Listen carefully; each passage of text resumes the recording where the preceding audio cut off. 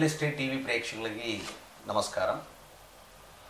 మన రాష్ట్ర ప్రభుత్వం ఎల్ఆర్ఎస్ దరఖాస్తుల్ని పరిష్కరించడం కోసం ప్రతిష్టాత్మకంగా తీసుకొని పనిచేస్తూ ఉంది.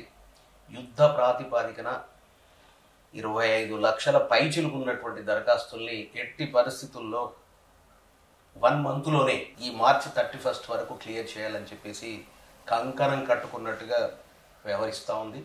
దానికి తగిన విధంగా ఒక అమెండ్మెంట్ జీవో 28 తీసుకొచ్చారు.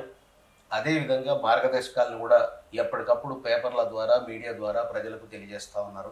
అందులో భాగంగానే ఈ క్లియర్ చేసుకునే క్రమంలో సబ్ రిజిస్ట్రేషన్ ఆఫీసులను కూడా ఇన్వాల్వ్ చేస్తాము అని చెప్పారు.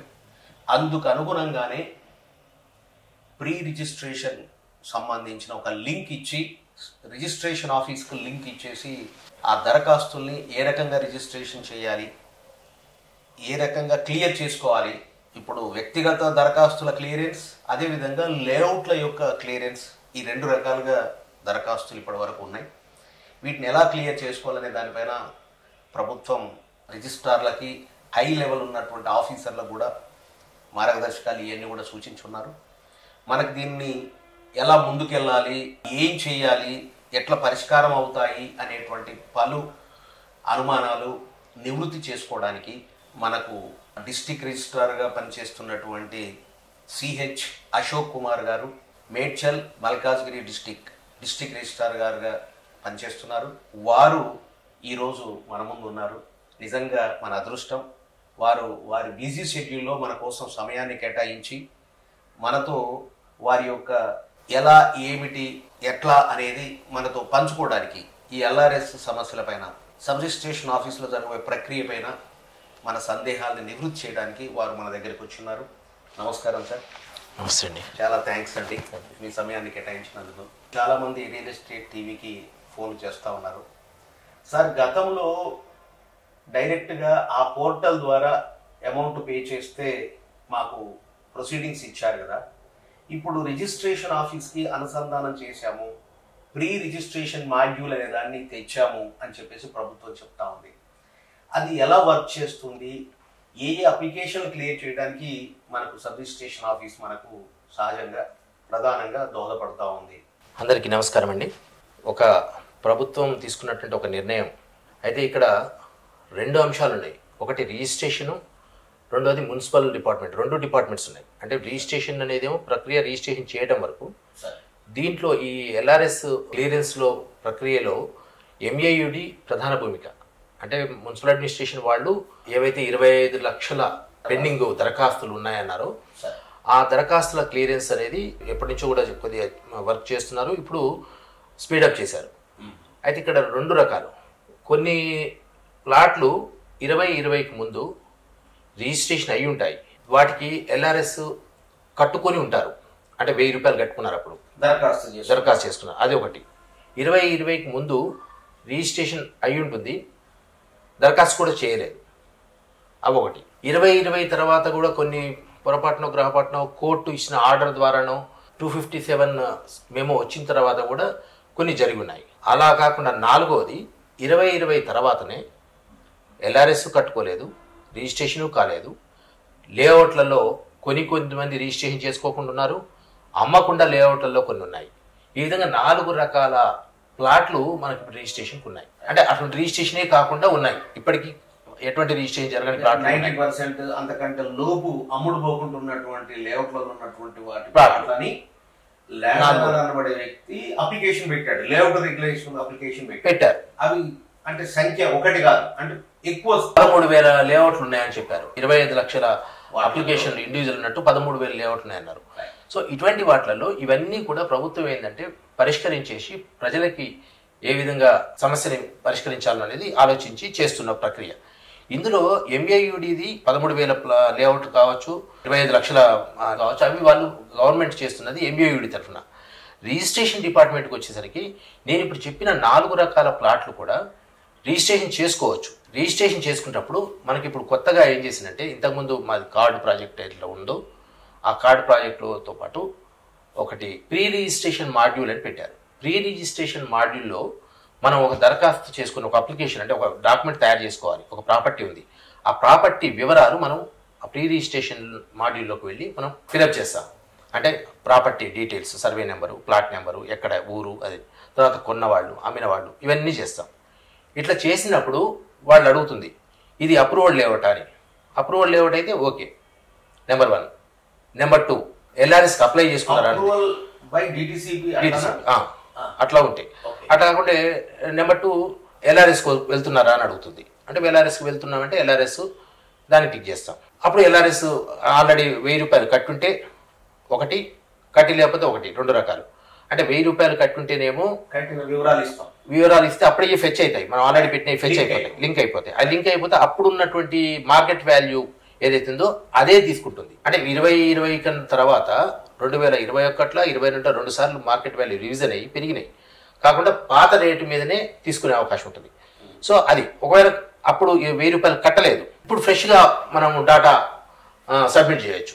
ఇప్పుడు ఫ్రెష్గా సబ్మిట్ చేస్తే ఈ రోజు వాల్యూ తీసుకుంటుంది. ఎల్ఆర్ఎస్ అనేది అప్పుడు కట్టి ఉన్న వాళ్ళు, కట్టని వాళ్ళు, ఇప్పుడు సబ్మిట్ చేసిన వాళ్ళు ఎవరైనా కానీ ఈ మార్చి 31 లోపు వాళ్ళు చెల్లించినట్లయితే, రిజిస్ట్రేషన్ చేసుకున్నట్లయితే 25% మనకి డిస్కౌంట్ దొరుకుతుంది. టోటల్ అప్లికేషన్ అమౌంట్ ఫీజులో 25%. అంటే 75% ఓపెన్ స్పేస్ పైన 25%.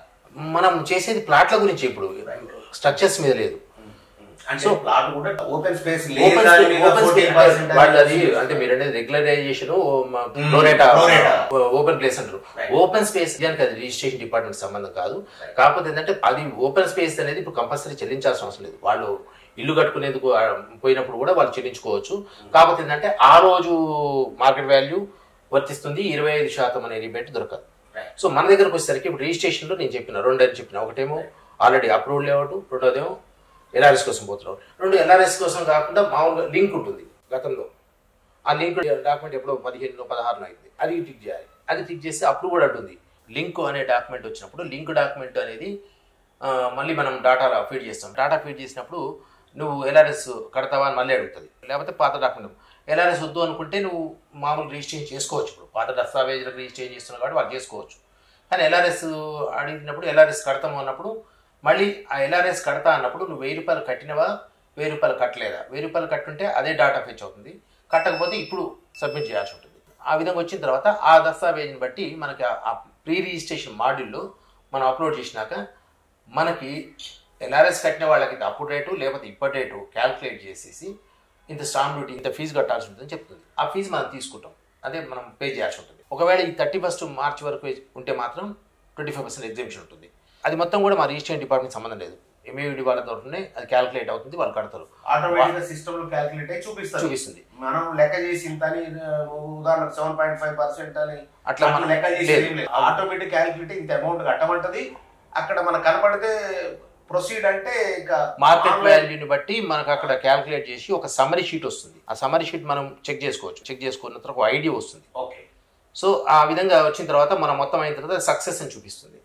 సక్సెస్ అని చూపించిన తర్వాత దాన్ని అండర్టేకింగ్ మనం ప్రింట్ తీసుకోవచ్చు. దాన్ని కట్టినట్టు ఆ ప్రింట్ తీసుకొని మనకు రిజిస్ట్రేషన్, మాది రిజిస్ట్రేషన్ దగ్గరకు కట్టడానికి చాలా లాగా తయారు చేసి బ్యాంకులో పోయి కట్టి రావాలా, లేదు ఆన్లైన్ లో మీరు అమౌంట్ ఇస్తే మీరు కడతారా, డాక్యుమెంట్ రైటరే పే చేస్తాడా, పద్ధతి ఎట్లా? ఇప్పుడు ఉన్న రిజిస్ట్రేషన్ల పద్ధతి ఏంటి సార్? చాలా ఒకటి తీసిస్తాడు డాక్యుమెంట్ రైటరు, తీసిస్తే ఆ కాపీ తీసుకొని పోయి SBI, state bank of India దాంట్లో ఆ ట్రెజరీ దానికి కడతారు. సేమ్ అండి, సేమ్. నేను అనేది ఎల్ఆర్ఎస్ గురించి చెప్పాను. ఎల్ఆర్ఎస్ కట్టేసిన తర్వాత అప్పుడు నెక్స్ట్ మనం రిజిస్ట్రేషన్ మామూలుగా చాలా జనరేట్ చేసుకుంటాం. ఇప్పుడు ఎట్లయితే చేస్తున్నామో వన్స్ సక్సెస్ అయిన తర్వాత అండర్టేకింగ్ తీసుకుంటాం. సక్సెస్ అవ్వడం అని అంటే ఎల్ఆర్ఎస్ ఫీజు కూడా పేమెంట్ చేసినాక సక్సెస్ అనేది. పేమెంట్ ఆన్లైన్ ద్వారానే పే చేస్తామా, వాళ్ళ బ్యాంక్ ద్వారా పే చేసే అవకాశం ఉందా మన దగ్గరకు వచ్చినప్పుడు? ఎల్ఆర్ఎస్ విషయం అయితేనేమో వాళ్ళు అంటే నిజంగా ఎంఏవిడి వాళ్ళు ఎట్లా పెట్టారో లింక్ ద్వారా పే చేస్తున్నారు. అది పే చేసిన తర్వాతనే సక్సెస్ వస్తుంది. వాళ్ళు ఇచ్చే లింక్ ద్వారా అందులోనే ఆన్లైన్లోనే చేస్తారు. మా దగ్గరకు వచ్చేసరికి అది సక్సెస్ అని వచ్చిన తర్వాత మా మాడ్యూల్లో మళ్ళీ రిజిస్ట్రేషన్ చాలా జనరేట్ చేసుకోవచ్చు. జనరేట్ చేసుకుంటే ఇప్పుడు ఎట్లయితే ఆన్లైన్ ఆఫ్లైన్ కడుతున్నారో సేమ్ పద్ధతిలో కట్టవచ్చు. అంటే ఈ రెండు కూడా సైమల్టేనియస్ కట్టాల్సి వస్తుంది. ఎల్ఆర్ఎస్ అయిన తర్వాత, సక్సెస్ అయిన తర్వాత మాది కట్టాల్సి వస్తుంది. రిజిస్ట్రేషన్ ఛార్జెస్ ఇది. ఆ registration charges, stamp duty fee, user, Haritha Nidhi, ఇవన్నీ కూడా తీసుకొని కట్టిన తర్వాత ఈ చాలన ప్లస్ ఆ సక్సెస్ అని వచ్చింది ఏదైతే మీరు అండర్టేకింగ్ తీసుకుంటారో ఆ అండర్టేకింగ్ ఫామ్ తీసుకొని దాని మీద కూడా ఒక సైన్ చేసి ఈ చాలన పెట్టేసి దస్తావేజ్ తయారు చేసుకొని మా దగ్గర పెడితే రిజిస్ట్రేషన్ అవుతుంది. ఈ వివరాలన్నీ ఎంటర్ చేయాల్సింది డాక్యుమెంట్ రైటరే చేస్తారు, లేదా మీమైన ఇంటి దగ్గర చేసుకోవచ్చు, ఎవరైనా చేసుకోవచ్చు. అవగాహన ఉన్న ప్రతి ఒక్కరు కూడా. డాక్యుమెంట్ రైటర్ ఎప్పుడు కూడా లైసెన్స్ లేవు, డాక్యుమెంట్ రైటర్ చేయాలని రూల్ లేదు, డాక్యుమెంట్ రైటర్ ఆఫీస్కి రావాలని రూల్ లేదు. మనకి ఎప్పుడో ఒకసారి ఇల్లు కొనుక్కుంటారు, షాప్ కొనుక్కుంటారు, లేదా భూమి కొనుక్కుంటారు, ప్లాట్ కొనుక్కుంటారు. వాళ్ళకి ఆ దస్తావేజు తయారు చేసే పద్ధతి తెలియక, అది రాసుకునే అంశాలు అందరికీ తెలియవు కాబట్టి దస్తావేజు రాసే లేఖర్ల దగ్గరికి పోతారు, లేదా అడ్వకేట్ దగ్గరికి పోతారు. అంతే తప్ప డాక్యుమెంట్ రైటర్లు పే చేయాలని ఎక్కడే లేదు, మనమే చేసుకోవచ్చు. తెలియకపోతే తెలిసిన వాళ్ళతో పే చేసుకోవచ్చు. అర్థమైంది. సో రిజిస్ట్రేషన్ ఆఫీసులో ఈ డీటెయిల్స్ అన్ని ఎంటర్ చేసే పని కాదు, ఎవరికి వాళ్ళు చేసుకోవచ్చు. తెలవని వాళ్ళు డాక్యుమెంట్ రైటర్ ద్వారా చేసుకొని ఆన్లైన్లో పే చేసినాక అండర్టేకింగ్ తీసుకొని ప్రింట్ తీసుకొని దానికి సంతకం చేసి చాలానా అవి రెండు అటాచ్ చేసేసి వాటిని మీ దగ్గర సబ్మిట్ చేసి రిజిస్ట్రేషన్ అవుతుంది రిజిస్ట్రేషన్ ఆఫీస్లో. రిజిస్ట్రేషన్కి వచ్చే దస్తావేజులు ఇప్పుడు నేను అమ్మదలుచుకోకపోతేనేమో మీరు ఎంఏవిడిలో కట్టేసి దాన్ని రెగ్యులైజ్ చేసుకుంటారు. అమ్మదలుచుకుంటే కూడా నువ్వు మళ్ళీ ఒకసారి అమ్మిన తర్వాత ఎల్ఆర్ఎస్ కట్టడం కాకుండా ఎల్ఆర్ఎస్ రిజిస్ట్రేషను రెండు ఒకేసారి జరిగేటువంటి అవకాశాన్ని ఇప్పుడు ప్రభుత్వం ఇచ్చింది. ఉన్నది నేను అమ్మొద్దు, రెగ్యులరైజ్ చేసుకోవాలి అనుకుంటే నేను మళ్ళా ఎల్ఆర్ఎస్ పోర్టల్ ద్వారా అప్లికేషన్ పెట్టుకోవాలి. That's it. రిజిస్ట్రేషన్ ఆఫీస్ దగ్గర రావాల్సిన అవసరం లేదు. ఇంకొక మాట సార్, ఇప్పుడు 90% ప్లాట్లు అమ్ముడు పోని వాళ్ళు అంతకంటే తక్కువ అమ్ముడు పోకుండా ఉన్నాయి, 10 ఆ పైన అమ్ముడు పోయి మిగిలినవి ఉన్నాయి, వాళ్లకు లేఅవుట్ రెగ్యులేషన్ స్కీమ్ కింద అప్లికేషన్ పెట్టుకొని ఉన్నవారు కదా, అది క్రాస్ చెక్ చేస్తామని ఏదో మ్యాటర్ మాకు కొంచెం అర్థం కాకుంటుంది. అవన్నీ నిజమా కాదా, ఇవి అమ్మిరా లేదా, ఇదంతా కూడా క్రాస్ చెక్ అవుతుంది రిజిస్ట్రేషన్ ఆఫీస్లో అనే పాయింట్ వచ్చింది. అది ఎట్లా కొంచెం వివరించారా సార్? నేనేం చెప్పానంటే ఓవర్ ల్యాప్, అది మేము ఎంఏవిడికి సంబంధించింది. అది మా దగ్గర ఏంది, మేము చేసేది ఏమీ లేదు. మా దగ్గర ఏమైనా కానీ రిజిస్ట్రేషన్కి వచ్చినప్పుడు గతంలో 257 మెమోకి వ్యతిరేకంగా, అంటే నాన్ లేఅవుట్, అనాథరైజ్ లేఅవుట్, చట్ట వ్యతిరేకమైనటువంటిది లేకపోతేనేమో అనైతికమైనటువంటి ఏదైతే లేఅవుట్స్ ఉన్నాయో చేసి ఇల్లీగల్ వాటిని ఇప్పుడు రిజిస్ట్రేషన్ చేసేందుకోసం మీకు 10% అమ్మి ఉంటే వెంచర్లకు కానీ, ఒకవేళ కొనుక్కొని ఉంటే ఆ ప్లాట్లకు కానీ రిజిస్ట్రేషన్ చేసేందుకోసం ఎల్ఆర్ఎస్ కట్టుకొని ఎల్ఆర్ఎస్తో పాటు రిజిస్ట్రేషన్ అయ్యే ప్రక్రియ మాత్రమే మాకు తెలుసు మేము చేసేది. మీరు అనేది ఏమో అసలు 10% ఎట్లా చూస్తారు, అవన్నీ ఎట్లా రెగ్యులైజ్ చేస్తారు అనేది it is not concern to the registration department. Data registration department server లోనే ఉంటుంది కాబట్టి ఇప్పుడు నేను లేఅవుట్ రిజిస్ట్రేషన్ ఉంటుంది, నేను లేఅవుట్ రెగ్యులేషన్ అప్లికేషన్ పెట్టుకున్న వ్యక్తిని, మొత్తం లేఅవుట్ ని రెగ్యులరైజ్ చేసుకోవడానికి పేమెంట్ చేయాలి అని అనుకున్నప్పుడు గతంలో ఇంకో పలానా ప్లాట్ పలానా డాక్యుమెంట్ నెంబరు అని చెప్పేసి అక్కడ ఒక మాడ్యూల్ ఉంటుంది అంటారు కదా, అవన్నీ ఎంటర్ చేస్తే ఇది నిజమా కాదా అని నేను అప్లికేషన్ ఎవరికి పెట్టుకుంటారు మీరు?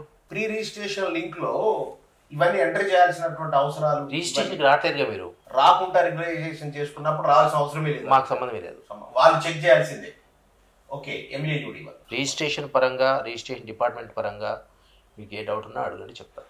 ఎంఏయుడి వాళ్ళది మీరు వాళ్ళని. ఇప్పుడు మనం ఎల్ఆర్ఎస్ లో మనము ప్లాట్ ముందున్న రోడ్డు అది 25 ఫీటే ఉందనుకోండి, దాన్ని 30 ఫీట్ కోసం సెట్ బ్యాక్ అవ్వడానికి డ్రాయింగ్ తీసుకుంటున్నారు, అదేవిధంగా అండర్టేకింగ్ కూడా తీసుకుంటున్నారు. సో అది తగ్గించేసి రెగ్యులేషన్ స్కీమ్ కింద రెగ్యులరైజ్ అయింది ప్లాట్. ఒకసారి రెగ్యులరైజ్ అయిపోయింది, ఆ ప్లాట్ మీ దగ్గరికి ఇంకో సేల్ కోసం ఎందుకో మీ దగ్గరికి వచ్చింది అనుకోండి, ఆ కట్ చేసిన ఎక్స్టెంట్ ల్యాండ్ ని మినహాయించి రిజిస్ట్రేషన్ చేస్తారా, లేదు అది కలిపి కూడా రిజిస్ట్రేషన్ చేస్తున్నారా? అంటే ప్రాక్టీస్ ఎలా? దస్తావేజ్ రిజిస్ట్రేషన్ అయినాక కట్ చేసిందా? లేఅవుట్ రెగ్యులేషన్ స్కీమ్ కింద సర్టిఫికేట్ వచ్చింది సార్, నాకు వచ్చింది. ఇప్పుడు నేను సమ్ X% అమ్మాను, నేను అమ్మినప్పుడు అప్పుడు ఏమైతే రోడ్డు వెడల్పుగా లేనందుకు గాను కొంత కటింగ్ కోసం నేను అండర్టేకింగ్ ఇచ్చున్నా, డ్రాయింగ్ కూడా సబ్మిట్ చేస్తున్నా డిపార్ట్మెంట్కి, దాని ప్రకారంగానే మ్యాప్ అవన్నీ కూడా వచ్చినాయి. ఇప్పుడు 200 గజాలు ఉన్నది కాస్త ఓ 15 గజాలు, ఒక 20 గజాలు కటింగ్లు పోయింది. ఇప్పుడు నేను వేరే వాళ్ళకి అమ్ముతున్నా కదా, ఆ 15 గజాలని తగ్గించే రిజిస్ట్రేషన్ చేస్తారా? అంతే కదా, మీరు దస్తావేజీలో మీకున్నది, మీకు ఎంత ఓనర్షిప్ టైటిల్ ఉందో, మీకు ఎంత ఉందో అదే పెడతారు కదా. మొన్న ఒక చిన్న ఘటన చూశాను sir, Saroor Nagar registration office పరిధిలో జరిగింది. మా ఫ్రెండ్ జేకే శ్రీనివాస్ అని ఇక్కడ ఒక ప్లాట్ కొన్నాడు, ఇట్లానే రెగ్యులరైజ్ అయింది. కానీ విషయం ఏంటంటే, విచిత్రం ఏంటంటే ఆ ఎక్స్టెంట్ కూడా రిజిస్ట్రేషన్ చేశాడు రిజిస్ట్రార్ గారు. రిజిస్ట్రార్ గారు చేశారు కాబట్టి ఆ ఎక్స్టెంట్ కూడా ఈయన డబ్బులు పెట్టి కొనుక్కోవాల్సి వచ్చింది. 70,000 గజం, దాదాపు 10-15 లక్షలు. అంటే మీ ఓనర్షిప్ మీకు లేనప్పుడు మీరు అది ఎందుకు చూపించారు? అసలే అర్థం కావట్లే. ఇప్పుడు ఆ రిజిస్ట్రేషన్, ఇప్పుడు రిజిస్ట్రార్ నేను అది చెయ్యను అని కాక స్ట్రిక్ట్ గా చెప్పినప్పుడు వీళ్ళంతా డీప్ గా డీటెయిల్డ్ గా ముందే మాట్లాడుకోలేదు. సబ్ రిజిస్ట్రార్ ని మీరు చెయ్యను అని చెప్పమంటున్నారు, కానీ నీకు టైటిల్ లేనప్పుడు నువ్వెట్లా పెట్టినావు, కొనుక్కున్న ఆయన ఎట్లా కొనుక్కున్నాడు అంటే నీకు ఎంతవరకు టైటిల్ ఉందనేది చూసుకోవాల్సిన బాధ్యత మీకు కూడా ఉంటుంది కదా. Right sir. నేనేమంటుంటే సార్ అంటే ఒకసారి నేనే రెగ్యులరైజ్ చేసుకునేటప్పుడు ఆ 17 గజాలు తగ్గించడానికి, కటింగ్ పోవడానికి, ప్లాట్ అంటే రోడ్డు వైడెన్ పెరగడానికి నేను అంగీకరించున్నా. నా ఎక్స్టెంట్ తగ్గింది, నాది తగ్గినాక కూడా నేనేం చేస్తున్నా, మళ్ళీ దాన్ని అమ్ముకొని గెయిన్ కావాలని చూస్తున్నా. నా స్వార్థం అది, రెగ్యులరైజ్ చేసుకున్న వ్యక్తి యొక్క స్వార్థం అది. అదే పద్ధతిలో డాక్యుమెంట్ రైటర్ అట్నే తయారు చేసి సబ్మిట్ చేస్తున్నాడు, రిజిస్ట్రార్ గారు కూడా అట్నే రిజిస్ట్రేషన్ చేస్తున్నాడు. అన్యాయం ఏంటంటే ఆ కొనుక్కున్నాడు అన్యాయం అవుతున్నాడు కదా. గతంలో రిజిస్ట్రేషన్ అయ్యి ఉంటే దస్తావేజ్ చూసుకునే అవకాశం అయినా ఉంటుంది సబ్ రిజిస్ట్రార్, కానీ గతంలో రిజిస్ట్రేషన్ అయింది కదా. రిజిస్ట్రేషన్ అయినా లేఅవుట్ మాకు లింక్ చేసి లేఅవుట్ ఫెచ్ అయ్యి లేఅవుట్ ఇంతే ఉందా లేదా చూసుకునే మెకానిజం లేదు. కాబట్టి బయ్యర్ బివేర్ అతను చూసుకోవాలి. సో కొనుక్కునే అతనే జాగ్రత్త పడాలి తప్పితే మేము చేయగలిగేది ఏం లేదు అనేది. అంటే అక్కడ మెకానిజం లేదు, మీకు చూడాల్సిన వెరిఫికేషన్ చేయాల్సిన అవసరం. కొనుక్కునే అతనే సార్ ఆల్రెడీ ఇది కటింగ్ లో పోయింది, మళ్ళీ దీన్ని రిజిస్ట్రేషన్ చేయడం సార్, ఇది తీసేయాలి సార్ ఇది అని చెప్పేసి అతను కూడా అమ్మొద్దు కదా. ఆమె అమ్ముతా అన్నా కూడా అట్టెట్ అమ్ముతామని అడగాలి. ఇది రిజిస్ట్రేషన్ చేయడానికి అర్హత లేదు కదా సార్ అని కూడా అక్కడ కూడా అబ్జెక్షన్ చెప్పవచ్చు. ఈయన చెప్పినప్పుడు సహజంగా అది ముందుకు వెళ్ళిపోతాం. ఆ పొరపాటు ఒకటి జరిగింది, నా దృష్టికి వచ్చింది, అందుకని తమని అడగాల్సి వచ్చింది. ఇప్పుడు పేమెంట్ అయింది సార్, సక్సెస్ వచ్చింది, చాలాను కట్టారు, రిజిస్ట్రేషన్ అయిపోయింది. ఇప్పుడు ఆ డాక్యుమెంట్ కి ఈ సర్టిఫికెట్ ఎప్పుడు వస్తుంది, ఎవరి ద్వారా వస్తుంది? రిజిస్ట్రేషన్ కాగానే ఈ రిజిస్ట్రేషన్ వివరాలు ఇట్లా జరిగిందనే విషయాలు మా దాని నుంచి ఎంఏయుడి పోర్టల్కి వెళ్ళిపోతుంది. ఓకే. సో వాళ్ళు ఇస్తారు, వాళ్ళు కూడా మన పోర్టల్లోనే అప్లోడ్ ప్రొసీడింగ్స్ ఇస్తారు. టోటల్ అమౌంట్ పే చేయండి అంటే గవర్నమెంట్ ల్యాండ్ కాకుండా నాలాలకి చెరువులకి దగ్గరగా లేకుండా 200 మీటర్స్ దూరంగా ఉన్న వాటన్నిటిని కూడా ఆటోమేటిక్ ఫీజు జనరేషన్ సిస్టమ్ కింద ఈచ్ అండ్ ఎవ్రీ ప్లాట్ దరఖాస్తుదారుడికి ఎంత పేమెంట్ చేయాలో ఆన్లైన్లో ఇంటిమేషన్ లెటర్లు ఇస్తాము, మీరు పేమెంట్ చేసేయండి. చేసినాక అప్పుడు వెరిఫికేషన్ చేస్తాం మేము. అది ఒకవేళ రిజెక్ట్ చేస్తే 10% మినహాయించుకొని రిమైనింగ్ అమౌంట్ వాపస్ ఇస్తాం మీకు అని చెప్పేసి ఒక వార్త మార్గదర్శకాలను వచ్చింది. ఇది కొద్దిగా ఎందుకంటే అన్ని ప్లాట్లు అయితే ఓకే కావు, రిజెక్ట్ అవుతాయి. ఇప్పటి వరకు జరిగిన అనుభవం కూడా 9 లక్షల దాకా క్లియర్ అయ్యి చెప్తున్నారు, అందులో 1 లక్షలు రిజెక్ట్ అయినాయనే చెప్తున్నారు. మరి ఇంత పెద్ద మొత్తంలో రిజెక్ట్ అవుతున్న పరిస్థితులలో ఆ డబ్బులన్నీ మళ్ళీ ప్రభుత్వం తిరిగి వాళ్ళ అకౌంట్లకి 10% తగ్గించుకొని వాపస్ ఇచ్చేటువంటి పని భారమే కదా. సో అలా కాకుండా దీనికి ఏమైనా అంటే ఎట్లా చేస్తే బాగుంటది అనేటువంటి అంశం పైన రిజిస్ట్రేషన్ డిపార్ట్మెంట్ సంబంధం లేని అంశం మిమ్మల్ని అడుగుతున్నా, దయచేసి. డిపార్ట్మెంట్కి సంబంధం లేదు ఒకటి. ఇంకోటి ఇప్పుడు మాత్రం ఈ వెరిఫికేషన్ మాత్రం అయిన తర్వాతనే ఆ ఆటో జనరేషన్ తీస్తేందుకు అధికారులందరూ కూడా ముందు వెరిఫై చేయమంటున్నారు. రెండోది మీరు ఎంతసేపటికి 10% పోతుంది అంటున్నారు, అంటే కట్టిన 1 లక్ష రూపాయలు 10,000 పోతుంది అంటుండు. ప్లాట్ అప్పుడెప్పుడో 4 లక్షలు కొన్నది ఈరోజు ఏ 1 కోటి రూపాయలు 40 లక్షలు 50 లక్షలు అవుతుంది. మీరు ఎంతసేపటికి 10,000 గురించి ఆలోచించిన, మరి ఒకవేళ దాని గురించి గవర్నమెంట్ ఉద్దేశం ఏంటంటే ఒకవేళ పొరపాటున వాళ్ళు డబ్బులు కట్టుంటే కూడా వాళ్ళ డబ్బులు నష్టపోకుండా వాళ్ళ డబ్బులు వాళ్ళకి ఇచ్చేయాలి. కాకపోతే ఏంటంటే ఈ ప్రాసెసింగ్ ఛార్జెస్ వల్ల ఒక 10% కట్ చేసి 90% ఇవ్వాలని. ఇంతకుముందు ఎట్లా జరిగిందో తెలియదు, కానీ ఇప్పుడు మాత్రం నిన్న ఇవాళ జరుగుతున్న మీటింగ్లలో ఈవెన్ మా డిపార్ట్మెంట్ కాకుండా నాకు తెలిసింది ఏంటంటే కలెక్టర్స్ కానీ అందరికి కానీ ఇచ్చినటువంటి ఇన్స్ట్రక్షన్స్ ఏంటంటే ఫస్ట్ మీరు త్వరగా ఫీల్డ్ లెవెల్ వెరిఫికేషన్ చేసి ఆ వెరిఫికేషన్ అయిన తర్వాతనే మీరు త్వరగా ఇవ్వండి, వాళ్ళకి అందరికి మెసేజ్లు ఇవ్వండి. ఇంకోటి ఏంటంటే మీకు 10% గురించి అంటారు, ఇప్పుడు గవర్నమెంట్ 25% రిబేట్ ఇస్తుంది. అసలు మీరు నిజంగా తొందరగా మీరు వెరిఫై చేసుకుంటే అందరికీ సమాచారం ఈవెన్ ఎంఏయుడి వాళ్ళు ఇవ్వాల్సిన అవసరం లేదు, మీ ద్వారా వస్తుంది, పేపర్ ద్వారా వస్తుంది. మీరు అందరూ తెలుసుకున్నప్పుడు పబ్లిక్కే పోయి నా ప్లాట్ ఉంది అని చెప్పేసి వెరిఫై చేయించుకొని నువ్వు 25% రిబేట్ తీసుకొని 75% కట్టి రెగ్యులైజ్ చేసుకునే అవకాశం ఉంది. కాబట్టి ఇప్పుడు గవర్నమెంట్ కూడా ఏంటంటే ఈ వెరిఫికేషన్ కూడా స్పీడప్ చేసింది, ఖచ్చితంగా ప్రక్రియ కూడా పూర్తవుతుంది. సార్ మా అనుభవంలో కొన్ని ఇబ్బందులు ఎదురైనాయి, చాలా మంది కూడా చెప్తున్నది అంశం ఏంటంటే ఒకసారి డిపార్ట్మెంట్కి అమౌంట్ వెళ్ళిపోతే అది తిరిగి రావాలనంటే ఇంకా 1,00,000 ప్రశ్నలు, చాలా రోజులు తిరగాలి. ఉదాహరణకి రిజిస్ట్రేషన్ డిపార్ట్మెంట్కి ఏదో కారణం చేత అమౌంట్ వెళ్ళింది, తిరిగి రావాలంటే అది కూడా 10% కట్ చేసుకొని ఇస్తామని చెప్పారు. కానీ చాలా నెలలు పడుతూ ఉంది. ఒకేసారి కూడా రావట్లేదు సార్. పలు దఫాలుగా ఇస్తాము అని కూడా అంటున్నారు. గతంలో ధరణికి వెళ్ళినవి కూడా చాలా మందికి రాలేదండి. కొన్ని కోట్ల రూపాయలు ఇవాళ తెలంగాణ రాష్ట్ర ప్రభుత్వం ధరణి ఏర్పడ్డ తర్వాత పోయినటువంటిది అన్ని కలిపితే చెప్తున్నారు, ఒక్కొక్కరికి కోటి అని కాదు. అట్లా పోయింది, మన రిటర్న్ రావడానికి అవకాశం లేకుంటున్నటువంటి పరిస్థితి ఉంది కదా. ఆ భయం ఉంది జనంలో. 10%, 15%, నిజమే 25% రిబేట్ ఇస్తున్నారు. అది చాలా హర్షించదగ్గ విషయమే. ఈ ప్రభుత్వం తీసుకున్న యాక్షన్లో చాలా గొప్ప విషయమే. కానీ నేనేమంటున్నా సార్ అంటే, ఒకసారి పోయినాక అమౌంట్ వెళ్ళినాక రిజెక్ట్ అవ్వబడి దాంట్లో కట్ చేసుకొని ఇస్తాము అనేది కాకుండా, ఎస్ ఇలాగ మీరు చెప్పిన పాయింట్ మంచి క్లారిటీ ఉంది.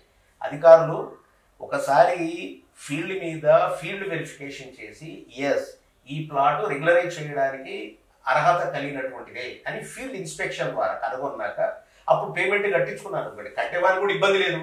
కట్టి ఇప్పుడు రిజెక్ట్ అయిద్దో ఏమో, పక్కన అంత దూరంలో చెరువు ఉండే, మరి 200 మీటర్లు ఉందో లేదో, మరి కట్టమనే కదా, కడితేనే వస్తా అంటున్నారు కదా, కట్టినాక మళ్ళీ ఎన్నాళ్ళు పడుతుందో రిజెక్ట్ అయితే వాపసు రావడానికి అనే భయాలు లేదు. మీరు అన్నట్టు 6 lakhs అన్నారు కదా, అంత ఉండకపోవచ్చు అండి. నా అభిప్రాయం అయితే అన్ని రిజెక్ట్ అయ్యి ఉండవు. ఒకటి. రెండోది మీరు అన్నారు ఇందాక ధరణిది రిఫండింగ్ అనేది వాళ్ళకి ఎవరు చేయాలి, ఎట్లా చేయాలి అనేది ఒకటి. అప్పుడు ధరణి పెట్టినప్పుడు వాళ్ళకి ఎటువంటి ప్రొసీజర్ లేకుండే.